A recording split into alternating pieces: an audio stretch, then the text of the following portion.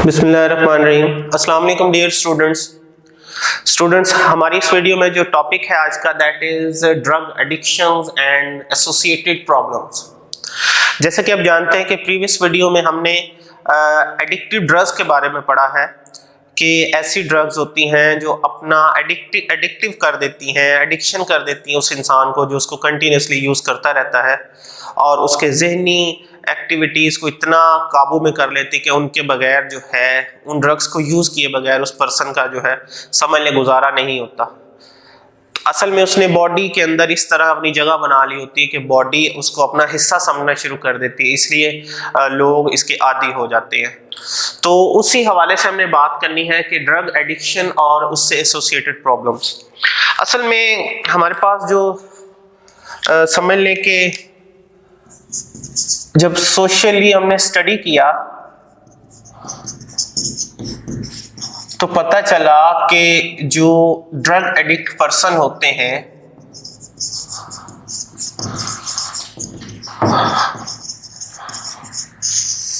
वो साइकोलॉजिकली बड़े वीक होते हैं।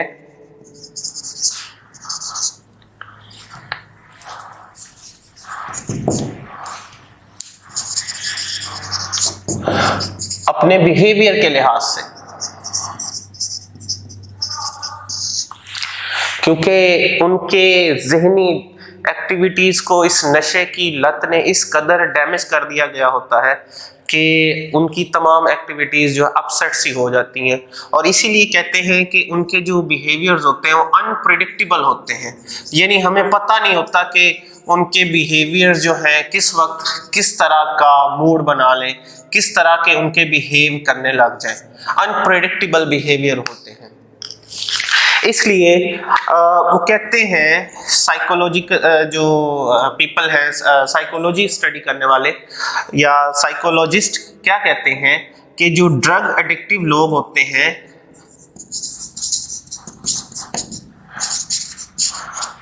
इनका बड़ा क्लोज कनेक्शन होता है क्राइम के साथ।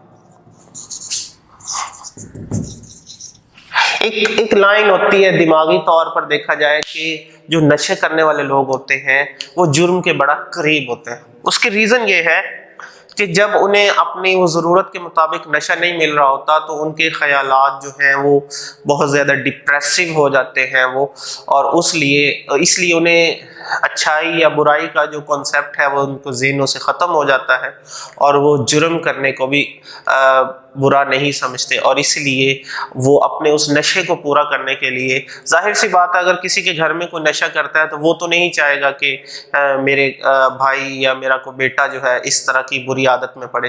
वो उसको रोकता है या उसको वो पैसे नहीं देता या उसकी ज़रूरत नशे से पूरी नहीं करता, तो फिर वो जाहिर सी बात है उस दूसरे पर्सन को, एडिक्टेड पर्सन को उसकी ज़रूरत है नशे की, इसलिए वो जुर्म कर बैठता है अपने नशे को लेने के लिए। यानी किसी की उसने चोरी कर देता है, किसी को डकैती कर देता है, किसी को धोखा देना भी उसके लिए कोई बुरा नहीं लग रहा होता। इवन के किसी को मारना, लड़ाई करना या इवन के मार देना, ये भी उसके लिए कोई ज़हनी तौर पर बुरी चीज़ सामने नहीं आ रही होती।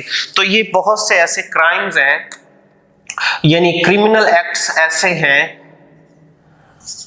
जो वो बिल्कुल इनको बुरा समझे बगैर ही जो कमिट कर सकता है। अब वो कौन कौन से क्राइम हैं, जैसे मैंने अभी बोला, रॉबरी हो सकती है जिसे हम चोरी कहते हैं, शॉपलिफ्टिंग, लूटना लोगों को जाकर, ठीक है, बर्गलरी, ये भी एक तरह की चोरी है, धोखा देना, नकबजनी यानी किसी की गैर मौजूदगी में या किसी के होते हुए उसको धोखा देकर चीजों को लूटना, या एम्बेजलमेंट वगैरह। ये सब जुर्म है जो ये नशा करने वाले बगैर इसको बुरा समझे एक्ट कर सकते हैं। और दूसरी एक अहम बात क्या है कि जो मेयर पोजेशन ऑफ नारकोटिक्स को अपने घर में या अपने पास रखना एक बेसिकली वायलेशन ऑफ लॉ है। यानी कानून की खिलाफ वर्जी है और ये एक जुर्म कंसीडर होता है और इसके लिए सजा भी होती है। क्यों कि कोई नारकोटिक्स जैसे पहले कहा है कि बनाई तो फायदे के लिए गई हैं, लेकिन लोगों ने इसका गलत इस्तेमाल शुरू कर दिया है और इस कदर गलत इस्तेमाल करते हैं कि कई जानों को इसके खतरा हो सकता है। इसलिए इसको अपने पास रखना एक उन्होंने हमारे लॉ में इसको जुर्म करार दिया है। अब एक टर्म है social stigma.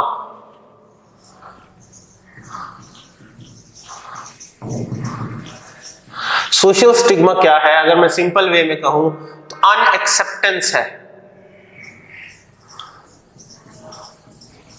Of drug addicted person by the society. सादा सी बात है, जो लोग नशा करते हैं हम नहीं चाहेंगे कि वो हमारे पास बैठे या हमारे साथ रहें, हम उनसे दूर भागते। तो यही अनएक्सेप्टेंस जो है कि सोसाइटी उनके रवैयों की वजह से उन्हें कबूल नहीं करती अपने साथ बिठाना, अपने साथ रखना, तो ये कहलाता है सोशल स्टिग्मा। तो समझ लें कि एक मेंटल डिप्रेशन के साथ साथ नशा करने वालों को इस सोशल स्टिग्मा का सामना करना पड़ता है कि लोग उन्हें अपने साथ रखना, अपने साथ उनके साथ रहना, उनके साथ अच्छा बिहेव करना रोक देते हैं, कता ताल्लुक हो जाती है। इवन के करीबी रिश्तेदार भी छोड़ देते हैं क्योंकि नशे की लत में वो इस कदर जो डूब चुके होते हैं कि लोग उनके बिहेवियर्स की वजह से तंग होते हैं। तो इस टर्म को हम कहते हैं सोशल स्टिग्मा। अब रहेगी बात, इसको हम कवर कैसे कर सकते हैं? तो कोशिश ये करनी चाहिए कि हमारे जो करीबी भाई या बेटा या ऐसे कोई करीबी रिश्तेदार जो इस तरह की एक्टिविटी में मुलव्वस हैं, उनकी साइकोलॉजिकल ट्रेनिंग होनी चाहिए, उनकी काउंसलिंग होनी चाहिए और उन्हें हमारे पास जो रिकवरी सेंटर्स हैं या रिहैबिलिटेशन सेंटर्स हैं वहाँ पे उन्हें एडमिट करवाना चाहिए ताकि वो ख़ास पीरियड ऑफ टाइम में उनकी ट्रेनिंग कर सकें जो साइकोलॉजिस्ट होते हैं और उनकी जो ज़हनी नशनुमा हो सके और वो बेहतरी की तरफ आ सके। साथ साथ हमें उनको कबूल करना चाहिए, वो चाहे नशा भी करते हैं उनको अपने साथ बिठा के उनको प्यार से, उनको मोहब्बत से, शफकत से अपने साथ रखना चाहिए और आहिस्ता आहिस्ता उनकी जहन साजी करनी चाहिए ताकि उनके माइंड में ये जो अनएक्सेप्टेंस का तस्वुर आता है वो खुद को ही अपने आप को बुरा भला समझना शुरू कर देते हैं क्योंकि सोसाइटी उन्हें अच्छा नहीं समझ रही होती। तो ये इस तरह से हम इस सारे मामले को सुधार में ला सकते हैं। तो यही आज का हमारा टॉपिक है, drug addictions and associated problems. तो इंशाल्लाह हम जो अपने नेक्स्ट टॉपिक को अपनी अगली वीडियो में डिस्कस करेंगे। तब तक के लिए अपना ख्याल रखिएगा। अल्लाह हाफिज़।